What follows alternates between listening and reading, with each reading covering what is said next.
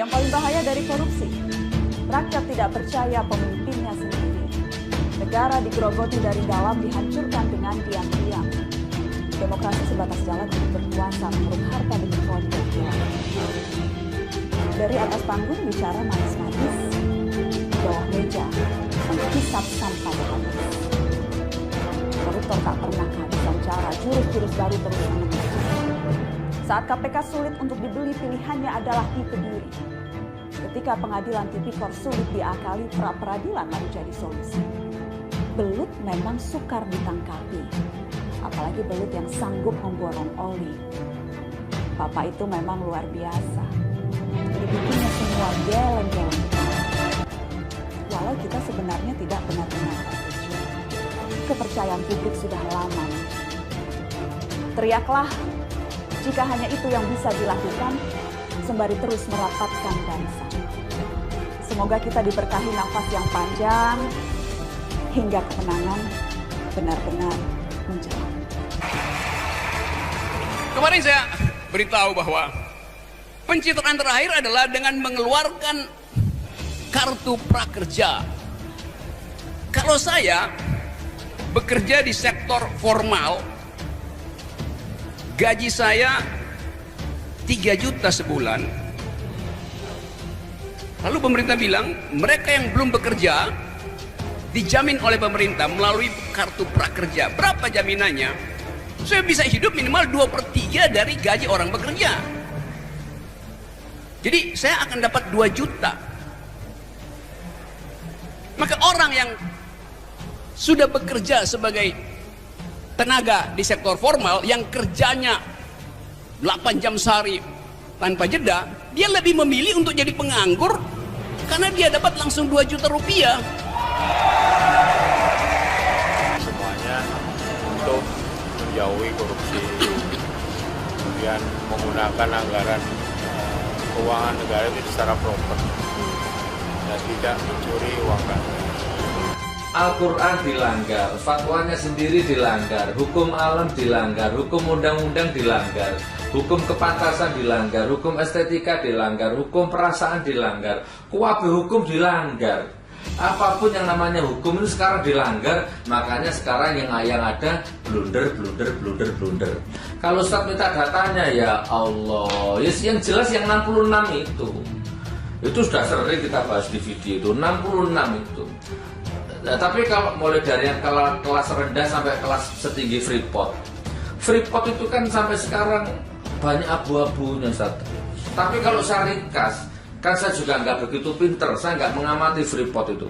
Tapi kalau saya ringkas, audit BPK sendiri sudah 1.000 triliun menemukan kebocoran atau menemukan kehilangan atau menemukan korupsi lah intinya ya. Itu audit BPK itu 1.000 triliun. Masya Allah, nanti dicek ada datanya, jejak digitalnya ada ya. Terkait dengan kartu itu sama itu kan efek kampanye semua. Ya, itu kan bukan program yang masuk akal. Kenapa? Karena itu kan soal uangnya nggak ada.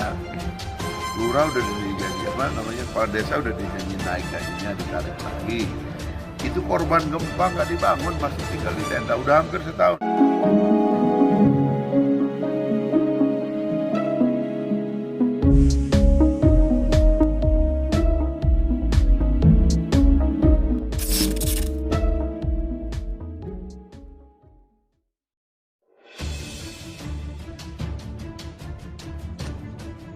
Kartu prank kerja. Materi kursus mirip konten gratis YouTube. Manfaatkan pandemi COVID-19 untuk mengeruk uang negara. Berita Rakyat kembali menyajikan suatu informasi untuk Anda tentang sosial politik yang ada di Indonesia. Dan sebelum lanjut, seperti biasa, jangan lupa untuk like, komen, dan share agar kami juga lebih bersemangat untuk berbagi informasi lain dengan Anda. Mari kita simak Berita Rakyat selengkapnya. Kartu prank kerja.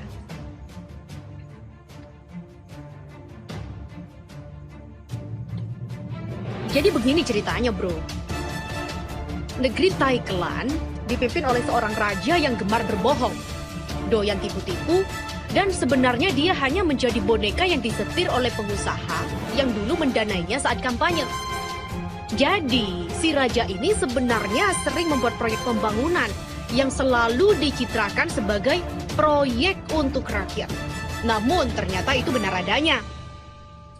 Proyek-proyek tersebut memang benar untuk rakyat, yaitu rakyat yang berstatus pengusaha, yakni pengusaha yang dulu mendanai kampanye si raja.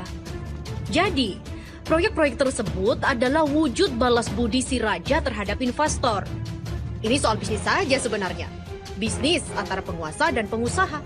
Nah, si pengusaha ini punya anak berusia 25 tahun yang iri sama bapaknya. Terus dia bilang, "Pap, masa yang dapat proyek cuma papi doang? Aku juga mau dong." Ujarnya merengek. "Oh, tenang anakku. Apa sih yang tidak bisa kita lakukan di negeri ini? Semua bangsat, pejabat sudah kita beli. Mereka semua manut sama kita kok."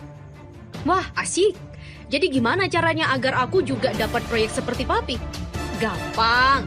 Papi akan hubungi raja yang dungu dan tak berdaya itu. Papi akan suruh dia untuk mengangkat kamu jadi staf kus. Staf kus itu apa, Pap? Itu singkatan, Nak. Singkatan dari apa? Staf yang ruang kerjanya persis di sebelah kakus. Oh, gitu. Tapi tidak bau kan, Pap? Tenang aja, walaupun misalnya kantor kamu bau, Papi jamin isinya akan bau uang selalu. Asik. Maka singkat cerita, si anak pengusaha, sebut saja namanya Karun. Nah, Karun pun diangkat oleh raja menjadi staf kus. Namun sebelum diangkat, si raja terlebih dahulu curhat pada si pengusaha. "Saya lagi bingung nih bro." "Bingung kenapa?" "Waktu kampanye saya kan menjanjikan kartu prank kerja untuk rakyat. Namun seperti yang kamu tahu, saya ini kan hobi bohong. Saya menjanjikan itu cuma asal ngomong aja kok. Hehehe." "Iya bro, saya paham kok. Karena itu, saya lagi bingung nih. Saya ingin melakukan sebuah pencitraan agar para pemuja saya yang goblok-goblok itu percaya bahwa saya menepati janji. Jadi gimana caranya ya bro?" "Oh, tenang bro. Soal itu serahkan pada Karun, dia ahlinya. Nggak percuma saya titipkan Karun untuk bekerja dengan ente. Dia lulusan luar negeri loh. Orangnya sangat cerdas. Pokoknya bisa diandalkan." "Wah, terima kasih banyak ya bro. Jadi gimana Karun? Apa ide kamu?" "Tak perlu saya ceritakan bagaimana pembicaraan selanjutnya. Tidak penting. Yang penting adalah Karun akhirnya mendapatkan proyek senilai 100 triliun dari sang raja. Dengan dana sebesar itu, dia bisa membeli gedung sebagai kantor, membayar ratusan karyawan dan mengoperasikan perusahaan barunya yang bergerak di bidang pengadaan dan pengelolaan kartu prank kerja. Dan sekedar info, proyek kartu prank kerja itu diberikan kepada Karun tanpa tender sama sekali. Pokoknya asal tunjuk gitu aja." "Kok bisa?" "Ya bisa dong. Negara Thailand kan punya mereka. Jadi sesuka-suka mereka aja mau berbuat apa, sebebas-bebasnya.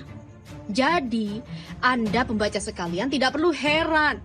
Yang perlu Anda lakukan adalah menyimak cerita selanjutnya." Di sebuah perkampungan kumuh, tersebutlah seorang rakyat jelata bernama Pak Ijo. Dia seorang kuli yang sangat kehilangan.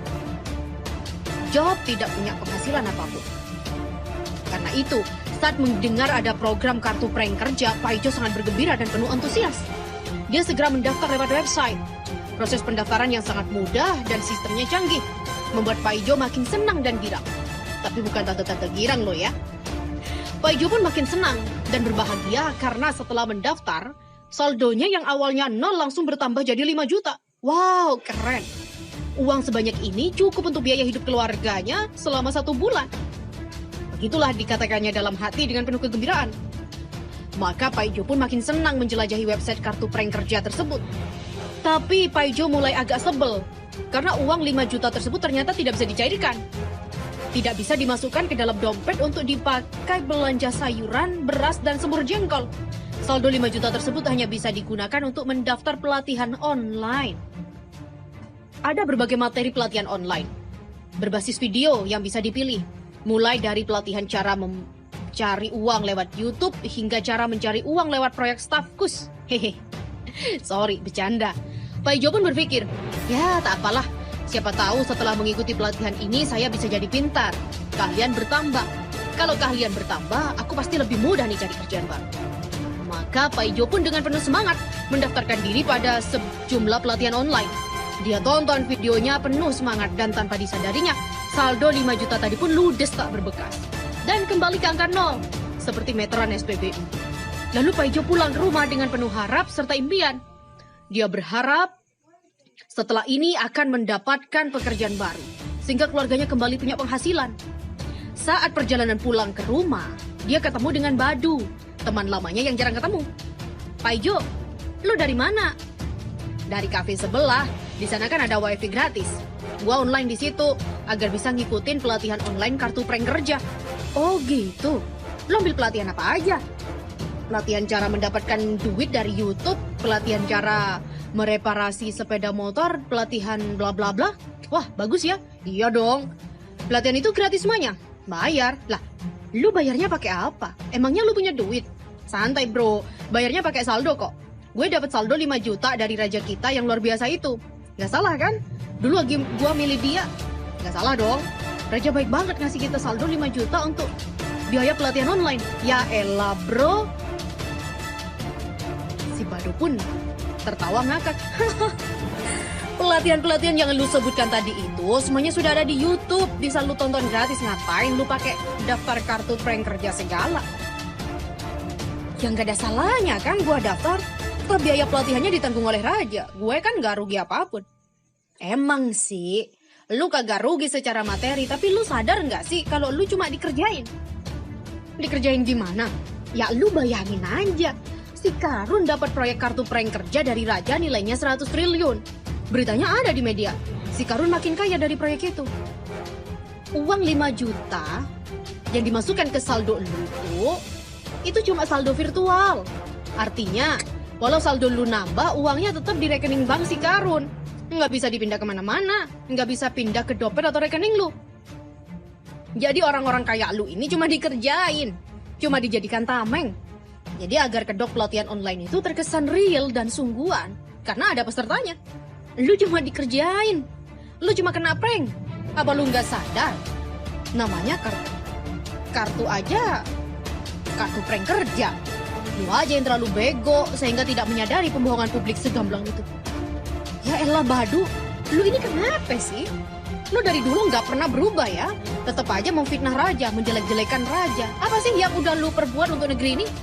Kalau lu nggak suka sama raja, sama pindah aja deh ke Wuhan biar kena corona lu. Lalu Pak Ijo pun segera berlalu dari situ, meninggalkan Badu yang geleng-geleng kepala melihat kegoblokan sahabatnya itu yang belum juga sembuh. Jakarta 19 April 2020. Sementara itu, dari cerita si raja kita beralih pada warganet yang riuh. Materi kursus prakerja disindir mirip konten gratis YouTube. Kartu prakerja yang digadang-gadang sebagai solusi pemutusan hubungan kerja atau PHK di tengah pandemi virus corona menjadi sorotan. Publik menilai materi-materi kursus yang disajikan tidak jauh berbeda dengan konten gratis dari YouTube. Publik yang berhasil lolos dari pendaftaran kartu prakerja gelombang pertama banyak mengeluhkan materi dalam program unggulan Presiden Joko Widodo tersebut. Mereka menilai materi khusus yang diberikan tidak berkualitas. Para peserta yang telah dinyatakan lulus bisa mengakses banyak kursus yang tersedia. Namun, kursus-kursus tersebut dikenakan biaya yang cukup mahal. Mekanisme pembayaran menggunakan saldo yang diberikan oleh pemerintah sebesar 3,5 juta. Meski pembayaran kursus menggunakan saldo dari pemerintah, mereka menyayangkan materi-materi kursus yang dibanderol dengan harga terlalu tinggi. Salah satu materi kursus yang ada di kartu prakerja adalah kursus membuat makaroni skotel. Materi kursus yang disediakan di Mau Belajar Apa Itu dibanderol seharga 400.000. Membuat makaroni skotel sama kroket ayam keju di total menjadi 700.000. Di Cookpad gratis, mau menu apa saja. Begitulah dikatakan Asmi Pur MSR dikutip pada Minggu 19 April. Sementara itu, di laman akun Twitternya, @dianinadia menuliskan, membuat makaroni skotel sama kroket mah, sama aku aja sih nih, gratis tis.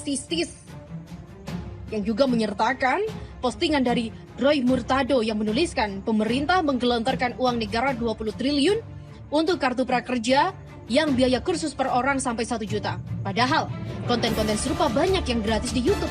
Uang negara bukannya digunakan untuk beli APD, justru disumbangkan pada pemilik bisnis unicorn.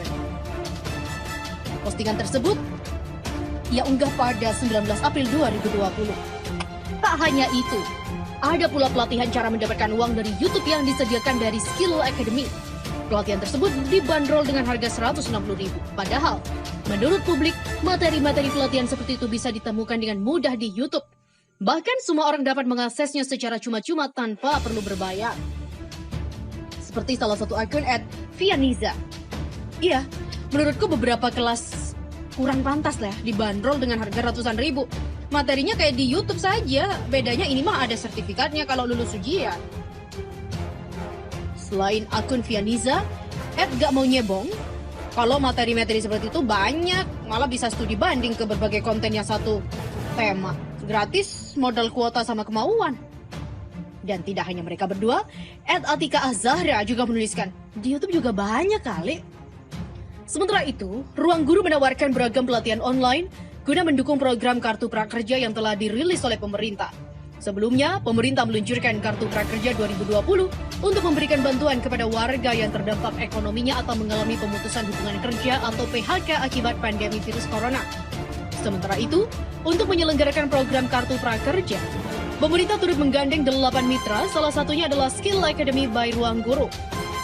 Hasil penelusuran suara.com pada Minggu, melalui halaman resminya, Skill Academy Ruang Guru menawarkan beragam paket pelatihan online bagi peserta Kartu Prakerja.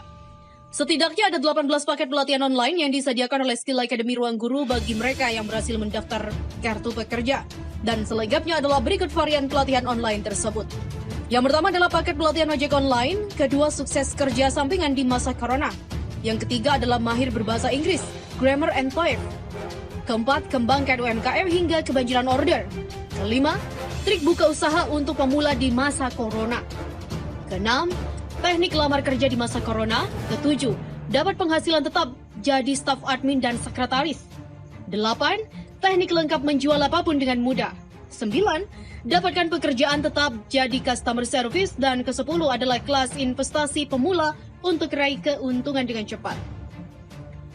Terkait hal tersebut, petisi gugat Perpu Corona mengatakan, manfaatkan pandemi COVID-19 untuk mengeruk uang negara. Peraturan pemerintah pengganti undang-undang atau Perpu nomor 1 tahun 2020 tentang kebijakan keuangan negara dan stabilitas sistem keuangan untuk penanganan pandemi COVID-19 terus menuai kontroversi. Di laman change.org muncul sebuah petisi dengan tajuk Gugatan Perpu nomor 1 tahun 2020 tentang penanganan pandemi corona yang telah ditandatangani oleh 3.216 orang per minggu petang. Menurut sang pembuat, Agus Muhammad Maksum, alasan dibuatnya petisi tersebut karena pemerintah memanfaatkan pandemi COVID-19 untuk mengeluarkan kebijakan penggunaan uang negara tanpa pengawasan. Badai COVID memakan banyak korban jiwa di seluruh dunia. Sebagai negara, ini mengeluarkan kebijakan dan dana besar untuk perangi COVID-19 serta mempertahankan hidup rakyatnya. Namun di Indonesia, justru sibuk tangani ekonominya. Perpu nomor 1 tahun 2020 justru memanfaatkan COVID untuk keluarkan kebijakan penggunaan uang negara untuk paket-paket ekonomi tanpa pengawasan dan bisa dipidana. Begitulah sindir dari Agus. Selain itu, menurut Agus, di tengah pandemik yang mengancam seperti saat ini, pemerintah juga sibuk memberikan proyek kepada startup digital untuk kolusi dan korupsi pada proyek Pertamina, alat pelindung diri atau APD, yang dikaitkan dalam rangka COVID-19 mengeruk uang negara untuk kroninya. Menurut Agus, pandemi COVID-19 yang menghantam bisnis-bisnis negara-negara barat sesungguhnya berlawanan dengan prinsip ekonomi Pancasila yang limbung.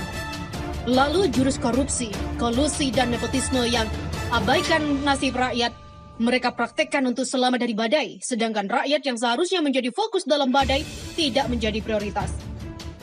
Dalam petisi tersebut, 23 nama tokoh yang ikut bergabung dalam aksi Koalisi Masyarakat Peduli Kedaulatan untuk menggugat Perpu tersebut ke Mahkamah Konstitusi. Di antaranya adalah Din Syamsuddin, Amin Rais, Marwan Batubara, mantan anggota DPR 1999-2004 dan PAN, Hatta Taliwang, Taufan Maulamin, Syamsul Balda, Abdurrahman Syabu Bakar, Romli Kamidin, mantan Menteri Kehutanan dan mantan Ketua Umum PBB, MS Kaban, Darmarianto, dan Gunawan Haji. Selanjutnya ada Indra Wardana, mantan penasehat KPK Abdullah Hehamahwa, mantan juru bicara Presiden Abdurrahman Wahid Adi Masardi, aktivis 1998 dan mantan ketua SMITS Agus Muhammad Maksum, dosen Universitas Tarumanegara Ahmad Reddy, Bambang Sutejo, Makmun Murad, Indra Adil, Masri Sitanggang, Sayuti, Asyatri, Muslim Arbi, dan Rosalina Berlian. Bahkan, setiap orang yang melakukan korupsi atas keuangan sehubungan dengan penanganan pandemi COVID-19 selayaknya dihukum seberat-beratnya, termasuk kemungkinan hukuman mati sesuai undang-undang.